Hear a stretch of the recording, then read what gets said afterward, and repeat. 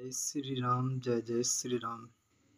समस्त सनातन प्रेमियों को मेरा जय श्री राम और समस्त साधकों को जो श्री रामचरितमानस में अटूट विश्वास रखते हैं, श्रद्धा रखते हैं और नियमित रूप से श्री रामचरितमानस का पठन करते हैं। श्री रामचरितमानस के जो विभिन्न कांड हैं, अध्याय हैं, उनका विधिवत रूप से श्रवण पठन करते हैं, उनको मेरा कोटि कोटि नमस्कार। श्री हरि श्री रामचरितमानस की विषय सूची, जैसा कि जो नियमित रूप से साधक हैं वो श्री रामचरितमानस का पाठ करते हैं, उनको श्री रामचरितमानस की संपूर्ण बारीकियों के बारे में, विधि के बारे में पूर्ण रूप से ज्ञान है। और आज हम चर्चा करने जा रहे हैं बालकांड की, कि जो श्री रामचरितमानस की शुरुआत है वो बालकांड से है। उसके बाद विभिन्न कांड हैं, वो शुरुआत में जो शुरुआत होती है वो बालकांड से होती है। उसके बाद में जो अन्य कांड हैं वो विधिवत रूप से शुरू हो जाते हैं। तो बालकांड में मुख्य मुख्य किन बातों के बारे में जिक्र किया गया है, आज उसके ऊपर हम चर्चा करने जा रहे हैं। बालकांड की जो शुरुआत है वो मंगलाचरण से है। इसमें श्री राम प्रभु हैं, आदिदेव महादेव हैं, ब्रह्मा जी हैं, आदि की वंदना की गई है। गुरु वंदना है, गुरु की वंदना की गई है। ब्राह्मणों की, संतों की वंदना की गई है। कल वंदना की गई है। संत असंत वंदना की गई है। और श्री राम रूप से जीव मात्र की वंदना की गई है। तुलसीदास जी की दीनता और श्री राम भक्तिमय कविता की महिमा का वर्णन किया गया है। कवि वंदना है। वाल्मीकि वेद, ब्रह्मा, देवता, शिव, पार्वती आदि की वंदना की गई है। श्री सीताराम धाम परिकर वंदना की गई है। श्री नाम वंदना और नाम की महिमा का वर्णन किया गया है। श्री राम जी के गुण और श्री रामचंद्र जी के चरित्र की महिमा का वर्णन किया गया है। श्री रामचरितमानस के जो निर्माण की तिथि है उसके स्वरूप का वर्णन किया गया है। मानस का रूप और महात्म्य क्या है उसका वर्णन किया गया है। याज्ञवल्क्य जी और भरद्वाज स्वाद तथा प्रयाग महात्म्य का वर्णन किया गया है। सती का भ्रम, श्री राम जी का ऐश्वर्य और सती के खेत का भी इसमें वर्णन किया गया है। शिव जी द्वारा सती जी का त्याग और शिव जी की समाधि, मतलब शिव जी के द्वारा सती जी का त्याग किस प्रकार से किया गया था और शिव जी के द्वारा जो समाधि ली गई थी उसके बारे में भी विस्तृत रूप से चर्चा की गई है। और हम बात कर रहे हैं बालकांड की। जैसा कि बालकांड में किन किन प्रसंगों का जिक्र किया गया है उनके बारे में भी हम चर्चा करने जा रहे हैं। सती का दक्ष यज्ञ में जाना, इसमें जो माता सती हैं वो शिव जी से रुष्ट होकर या बिना आज्ञा लिए ही उनके पिताजी के द्वारा किए गए यज्ञ में जाती हैं। और पति के अपमान से दुखी होकर सती का योग अग्नि से जल जाना, मतलब वहाँ पे अगर शिव जी का अपमान होता है तो उस अपमान को सहन नहीं कर पाती है और इसी कारण वो योग अग्नि से अपने शरीर का त्याग कर देती है। और इसका पता जब भगवान शंकर को लगता है तो अपनी संपूर्ण सेना के साथ में दक्ष के यज्ञ का विध्वंस कर देते हैं। और काफ़ी वर्षों के बाद पार्वती जी का जन्म, मतलब जो पहला रूप था वो सती जी का था और अगला रूप पार्वती जी के रूप में वो जन्म लेती हैं, तपस्या करती हैं और फिर श्री राम जी का शिव जी से विवाह के लिए अनुरोध होता है। सप्त ऋषियों की परीक्षा में पार्वती जी के महत्व के बारे में बताया गया है। कामदेव का देव कार्य के लिए जाना और भस्म होना आदि के बारे में बताया गया है। रति को दिए गए वरदान के बारे में चर्चा की गई है, जैसा कि आगे के अध्याय में हम पूर्ण रूप से इसके बारे में चर्चा करेंगे। देवताओं का शिव जी के विवाह के लिए प्रार्थना करना, सप्त ऋषियों का पार्थिव के पास जाना आदि के बारे में चर्चा की गई है। शिव जी की विचित्र बारात और विवाह की तैयारी, मतलब श्री जी की जो बारात थी वो विचित्र थी। इनको जो सेवक थे, जो बारातीगण थे, बड़े विचित्र रूप से सज धज के तैयार होकर शिव जी की बारात में गए थे। शिव जी के विवाह की कथा का वर्णन किया गया। शिव जी पार्वती के मध्य हुए संवाद के बारे में बताया गया है। अवतार के हेतु, मतलब श्री राम प्रभु ने जो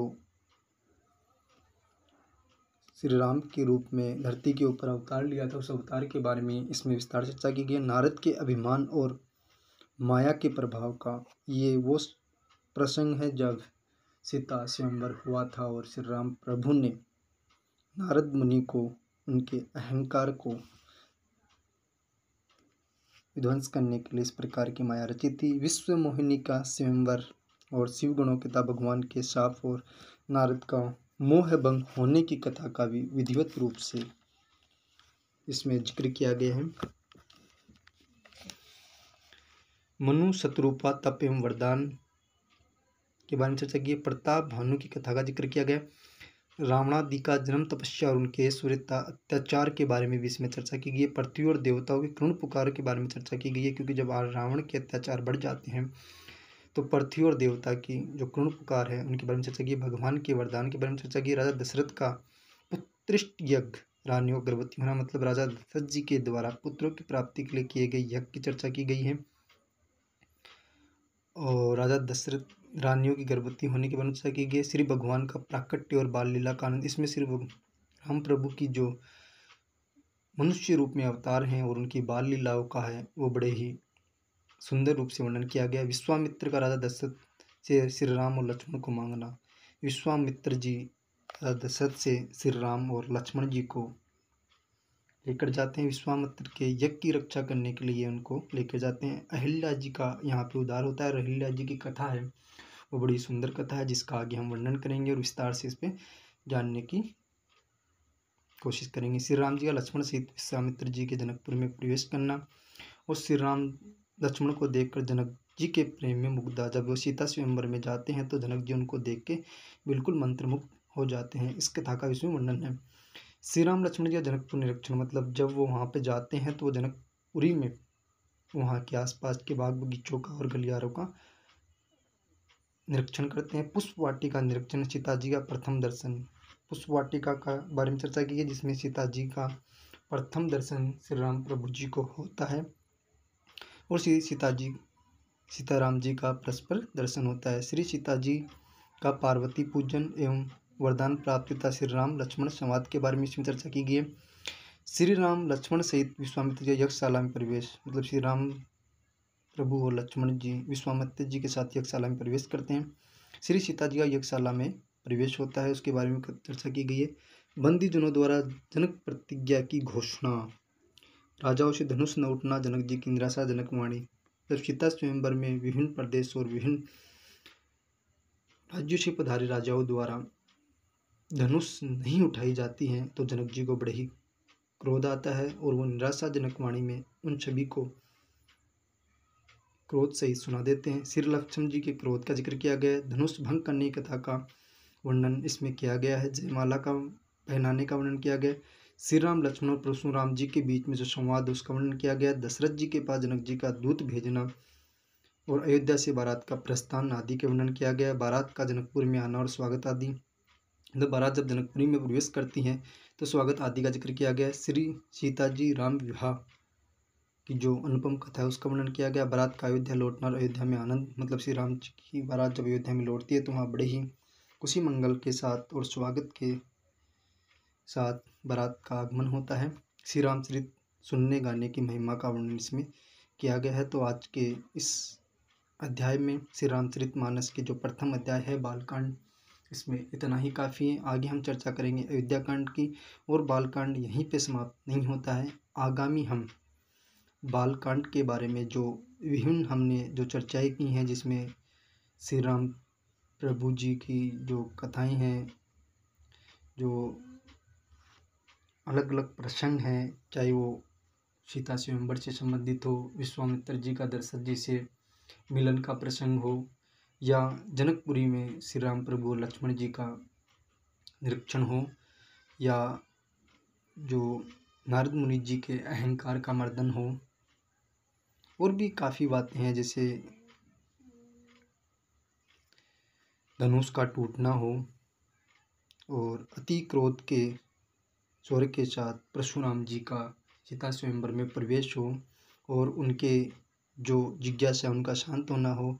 साथ साथ और भी काफ़ी बातें हैं जिनका जिक्र हम आगामी जो हमारा सत्र आयोजित होगा उसमें करेंगे और इतना ही कहना चाहूँगा कि श्री रामचरितमानस का नियमित रूप से पाठ करते रहें और ये समस्त प्रकार के मोक्ष को प्रदान करने वाली और समस्त प्रकार की वादियों और आदियों को दूर करने वाली एक बड़ी ही अनुपम रचना है। और श्री रामचरितमानस जो ग्रंथ है उसमें श्री राम प्रभु की अनन्य भक्ति और श्रद्धा, शक्ति एवं विश्वास का जो अनुपम अटूट संगम देखने को मिलता है।